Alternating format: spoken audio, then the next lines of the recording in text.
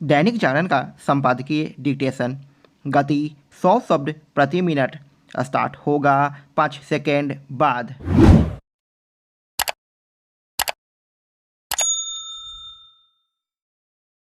Start.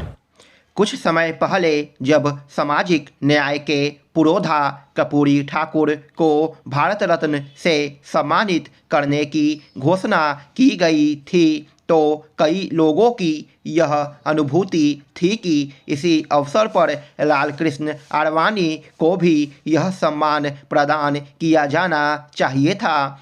यह अच्छा हुआ कि अंततः ऐसा ही किया गया। लालकृष्ण आडवाणी का योगदान केवल यह नहीं है कि उन्होंने भाजपा को एक शक्तिशाली राजनीतिक दल में तब्दील किया, उन्होंने भाजपा नेताओं की एक पूरी पीढ़ी को गढ़ने का काम किया। इसी पीढ़ी ने ही भाजपा को एक नया आयाम दिया। निसंदेह लालकृष्ण आडवाणी को इसके लिए भी याद किया जाएगा कि उन्होंने राम मंदिर निर्माण के लिए रथ यात्रा निकाली। इस रथ यात्रा के जरिए उन्होंने केवल अयोध्या में राम मंदिर के निर्माण की अलख ही नहीं जगाई बल्कि भारतीय संस्कृति और सभ्यता के प्रति अपराध बोध रखने वालों को जागृत किया। उन्होंने हिंदू समाज को अपनी आस्था और पहचान पर गर्व करना भी सिखाया। लालकृष्ण आडवाणी राजनीतिक शुचिता के लिए भी याद किए जाने चाहिए। यह विशेष रूप से स्मरण रहना चाहिए कि जैन हवाला कांड में अपना नाम आने के बाद किस तरह उन्होंने लोकसभा से त्यागपत्र देने के साथ यह घोषणा की थी कि जब तक भ्रष्टाचार के आरोपों से मुक्ति नहीं मिल जाती तब तक वह संसद में कदम नहीं रखेंगे। अपने इस दृढ़ संकल्प के चलते उन्होंने अगला लोकसभा चुनाव भी नहीं लड़ा। आज जब नेता भ्रष्टाचार के गंभीर आरोपों से घिरने और यहाँ तक कि जेल जाने के बाद भी पद त्याग करने को तैयार नहीं होते तब राजनीतिक शुचिता के प्रति लालकृष्ण आडवाणी की यह प्रतिबद्धता एक अनुकरणीय उदाहरण है। उन्होंने विकृत और विजातीय सेक्युलरिज्म को छद्म करार देकर उसकी ऐसी पोल खोली कि आज तथाकथित सेक्युलर दल खुद को ऐसा बताने में संकोच करते हैं। सेक्युलरिज्म को बेनकाब करके उन्होंने भारतीय राजनीति को रूपांतरित करने का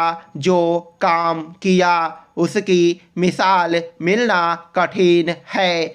लालकृष्ण आडवाणी को भारत रत्न से सम्मानित करने पर इस तरह की आपत्तियों का कोई मूल्य नहीं कि मोदी सरकार अपने लोगों को ही यह सम्मान प्रदान कर रही है। एक तो चंद दिनों पहले ही उसने कर्पूरी ठाकुर को यह सम्मान प्रदान किया है, दूसरे वह मदन मोहन मालवीय एवं पूर्व राष्ट्रपति प्रणब मुखर्जी को भी भारत रत्न से विभूषित कर चुकी है।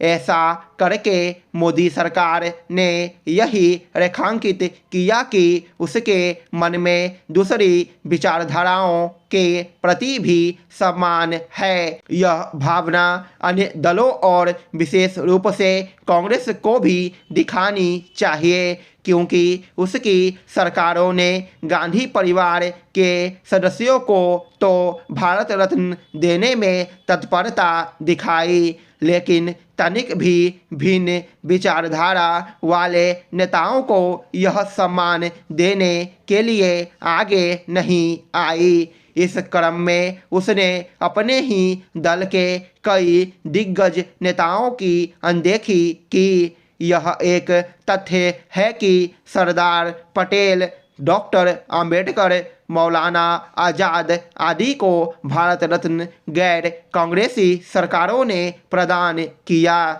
मोदी सरकार के दूसरे कार्यकाल के आखिरी वर्ष में वित्त मंत्री निर्मला सीतारमण की ओर से पेश अंतरिम बजट से न केवल सरकार का यह आत्मविश्वास झलकता है कि वह अपने कार्यों के बल पर ही तीसरी बार सत्ता में वापसी करेगी, बल्कि देश को विकसित राष्ट्र बनाने के उसके संकल्प का परिचय भी मिलता है। यह एक ऐसा अंतरिम बजट है जिसमें सरकार ने चुनाव जीतने के लिए मतदाताओं को रिझाने के लिए कोई लोक लुभावन घोषणा नहीं की।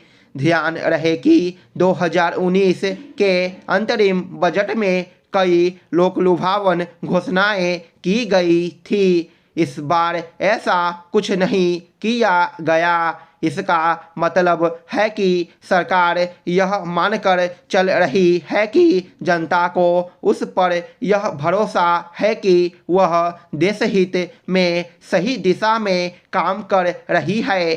शायद जनता के इसी भरोसे के चलते अंतरिम बजट पेश करते हुए वित्त मंत्री ने साफ तौर पर यह कहा कि पूर्ण बजट में बड़ी घोषणाएं की जाएगी। प्रधानमंत्री नरेंद्र मोदी ने भी अंतरिम बजट के पहले यह कह दिया था कि जब चुनाव का समय निकट होता है तब आमतौर पर पूर्ण बजट नहीं रखा जाता। हम भी उसी परंपरा का निर्वाह करते हुए पूर्ण बजट नई सरकार बनने के बाद आपके समक्ष लेकर आएंगे।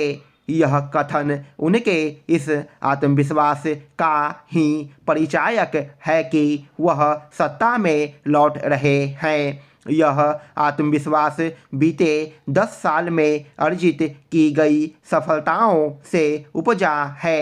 इन सफलताओं का महत्व इसलिए है क्योंकि मोदी सरकार के दूसरे कार्यकाल के लगभग 2 वर्ष कोविड महामारी की भेंट चढ़ गए।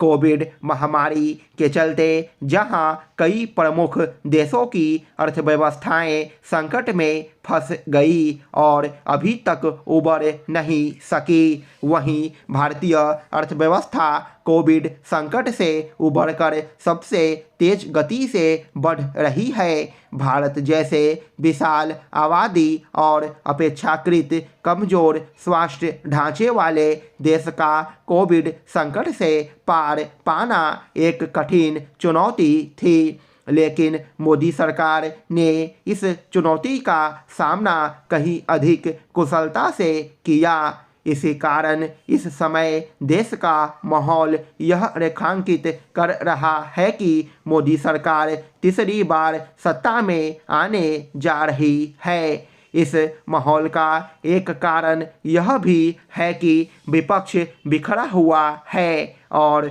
वह जनता को आकर्षित करने वाला न तो कोई विमर्श खड़ा पा रहा है और न ही कोई वैकल्पिक एजेंडा पेश कर पा रहा है।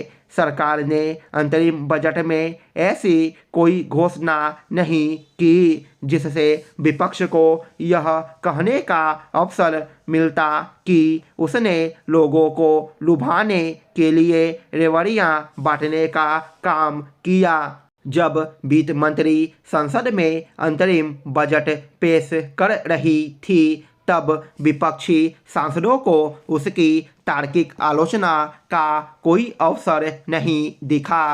विपक्ष रस्मी तौर पर ही अंतरिम बजट की आलोचना कर सका क्योंकि उसके पास कहने के लिए बहुत कुछ नहीं था।